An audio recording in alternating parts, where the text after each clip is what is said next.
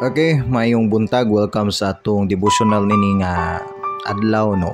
Ako di ay si Pastor John Incargues o nga atong verse nini buntaga anita sa 2 Corinthians chapter 12 verse 9. Ingon si Apostle Paul, "And he said to me, my grace is sufficient for you, for my strength is made perfect in weakness. Therefore, most gladly I will rather boast in my infirmities, that the power of Christ may rest upon me." Ang Ginoo magapanalangin sa iyahang mga pulong. Nakarong buntaga atong tun-aning God's sufficient grace.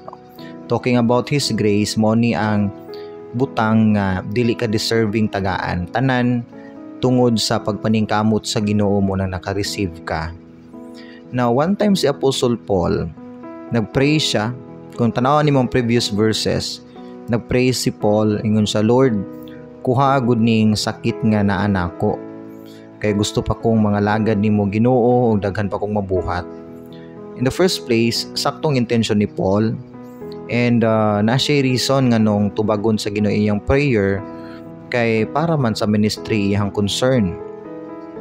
And then knowing si Paul, usa siya ka apostle sa Ginoo, faithful siya, prayerful, and gifted siya nga apostle. So makita nimo daghan siya mga miracles gipangbuhat no. So murag favored kay siya nga tao, murag halos tanang prayer ni Paul tubagon gyud sa Ginoo, makaingon ta. Grabe nimo unusual kay ang answer sa Ginoo sa verse 9. Ug ang verse 9 mo ni ang answer sa Ginoo sa prayer ni Paul. Instead nga yes ang answer sa Ginoo, ang answer sa Ginoo is indirectly no. Ingon ang Ginoo, "My grace is sufficient for you, for my strength is made perfect in weakness."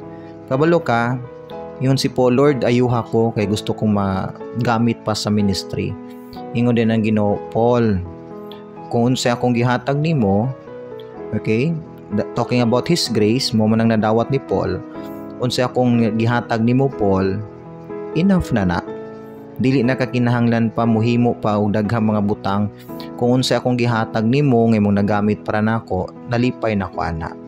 Kung dili man ako ayuhon imong sakit Paul, nalipay ko ana kay nakoy katuyuan na ng balatian nga akong gihatag nimo karon." And kabalo mo, instead si Paul mo reklamo siya, tanawang sumpay niya, ingon ni si Paul, "Therefore, most gladly I will rather boast in my infirmities, and that the power of Christ may rest upon me." Ingon si Paul, instead nga mo reklamo siya, nahimo pa siyang proud noon sa iyahang balatian or sa iyang weaknesses. Kaya ingon si Paul, tungod ana, mas nakita niya ang kusog sa Ginoo nga nagalihok sa iyang kinabuhi. Mas nakita ni Paul ang power sa Ginoo nga nagal-work sa iyang life, taliwala sa iyahang balatian. So this time, nagtuo si Paul nga iyahang need or ang iyang gikinahanglan is healing. Pero ang Ginoo, para sa Ginoo, ang gikinahanglan gyud ni Paul dili healing kundi pain or kasakit, di ba? And you know what? Kani siya, unusual kani siya nga answer sa Ginoo sa tong prayer. Kaya mo tanawon si Paul, sakto man yang intensyon, sakto iyang reason, and wala nagunahon na si Paul og mga negative nga butang sa iyahang mabuhat sa Ginoo. Pero ang Ginoo nakita na sa Ginoo say mahitabo man gud sa unahan. So advance ang Ginoo, nakita sa Ginoo nga kung ihatag niya ang kusog ni Paul, lawyer biya si Paul, bright siya, daghan siyang mahimo para sa Ginoo. Na-tendency nga kung daghan siyang mahimo na sa Ginoo, mo taas na pud ang tan-aw niya sa iyang kaugalingon. And this time ang Ginoo nagprotect sa karakter ug sa imahe ni Apostol Pablo. Higala igsuon, nakatry ba ka sa Mang Pablo? Kana bang perti nimong hilak sa prayer? Gipray nimo, gihilakan nimo, gituuhan nimo nga ang Ginoo mo answer, pero hangtod karon wala pa gihatag sa Ginoo ang imong gipray. Basin pareha kang Paul, basin ang reply sa Ginoo nimo nga, "My grace is sufficient for you." Basin indirectly ang Ginoo mingon nimo nga dili pa right time para mahatag nako imong prayer, pero kung unsa man akong gihatag nimo karon nga balatian or problema, nakoy maayo nga purpose ana ug diha ko mas nahimaya. At tungod ana nga problema nimo karon, diha ka mas nahimong humble, diha ka mas daling tuduan. Tungod kay ang tinuod biya usahay, nagkinahanglan tag mga problema, mga kasakit, mga pagsulay, kay once down og emotional kayo ta, dali kay ta storyaon sa Ginoo. Dali ta pasabton, dali ta mo paubos, o dali ta pasimbahon ngani, dali ta paampuon once natay mga gibitbit nga mga problema.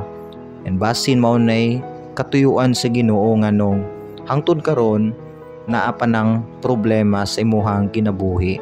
And once mo humble down ka, once nakita sa Ginoo nga nahimo kang humble, obedient gihapon bisan naa ka ng problema ha. And then I think walay reason nga dili na niya hunungon ang imuhang situation.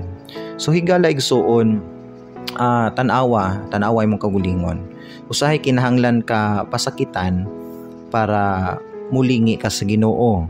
Usahay kinahanglan ka hutdan para mangayo kaniyang balik.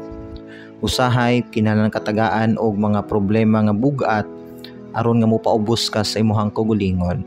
Og that time sa dihang ubos na ka o wa na kay panghambog sa imong kagulingon, wala na kay laing makita nga kusog nga nagasustain sa imong life kundi ang kusog sa Ginoo. Ug mo nay gusto sa Ginoo nga makita nga kusog nga nagalihok sa imong kinabuhi ang iyahang kusog mismo og dili ka magsalig sa imuhang kaugalingon. Ang Ginoo magapanalangin niyo, magampo ta. Ginoo, salamat again sa reminder Lord karong buntaga. Unsa ka Lord ka powerful, ka all-knowing Ginoo nga sukad wala ka nasipyat sa amo ang kinabuhi. Unsa man ang imong gihatag kanamo, unsa pud ang wala, na kay mas dako nga maayo nga katuyuan na sa among kinabuhi Lord. And Lord, please palapdi among hunahuna Ginoo nga i-consider namo Lord nga kung wala man answer among mga prayers, i-consider ang tami Ginoo nga naa kay mas dako nga reason, dako pa kaysa butang nga among gipangayo. Pasaylo ami Ginoo sa mga sala nga kami naka-question nimo og nagduha-duha. O Ginoo, tagay mig laing chance nga sama ni Paul makita ka namo Ginoo, mapasidunggan ka sa panahon bisan sa among mga kapakyasan. In Jesus name, amen og amen.